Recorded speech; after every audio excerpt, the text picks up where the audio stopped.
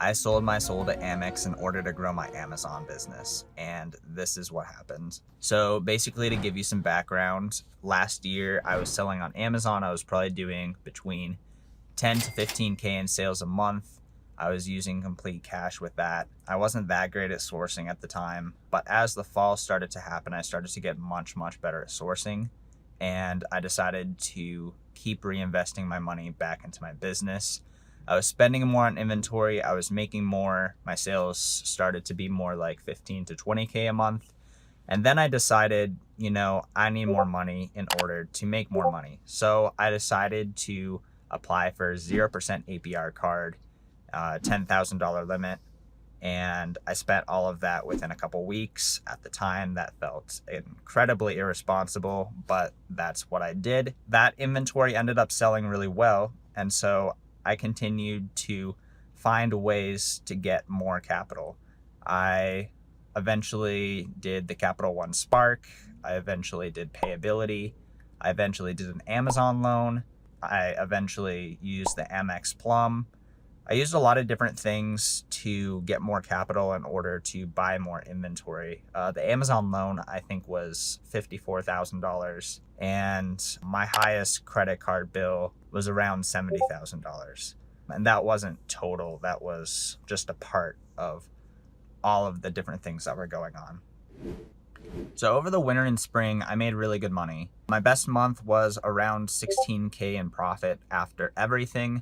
And so it felt ridiculous at a point to just keep risking it all in order to just have bigger and bigger months. And some context for those who don't know, if you were to get suspended on Amazon, Amazon usually keeps your inventory. And so that's the biggest cost in these businesses, is your inventory. And this was the very cost that I had on a credit card. It seemed ridiculous because I never wanted to be a $10 million Amazon seller. I never wanted to have a warehouse. I never wanted to have employees. I never wanted to have a huge payroll. I wanted to make solid money and actually keep that money. I'd also been reinvesting the money back into the business along with the credit. And so at some point I realized that I could just use the money that I reinvested into my business, and there's a good amount of it in the business right now, and continue to do 40, 50, 60, maybe even 70K months. And so at that point, I decided it was time to pay ourselves a solid emergency fund and to start to pay off the business debt. And now that I'm out of business debt, there is a noticeable difference in how I feel. And I feel like nobody actually talks about this. Everyone just talks about how being able to spend more on inventory is great, and that's 100% true. But there are a lot of perks to not being in debt or net worth negative when it comes to business debt. So after scaling with debt for probably 10 months at this point and being out of it at this point, would I do it again? And the honest answer is I actually have no clue whether I would do it again. There are so many pros and there are so many cons to it. It really comes down to who you are and what your risk tolerance is and what you have to lose. It really helped me build up my capital. It helped me get better at sourcing, and it helped me just get used to running a bigger business than my 10 to 15K a month business was before. But there were also sleepless nights, tons of anxiety, lots of stress, lots of pressure for a long time. And so would I do it again? Probably, but 100%, I would strongly suggest not to have it as a forever thing. I don't think it's healthy to have so much pressure on yourself, and it is risky at the end of the day. There is risk, and people don't talk about that risk. So having that type of risk and pressure and stress on someone for a long period of time just isn't a good idea.